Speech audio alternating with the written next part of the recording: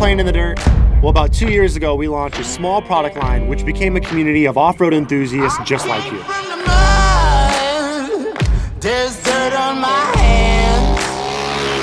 So we've been growing quickly and loving all the great feedback we've gotten from our products and videos, but we're out here trying to deliver a product line with the highest possible value.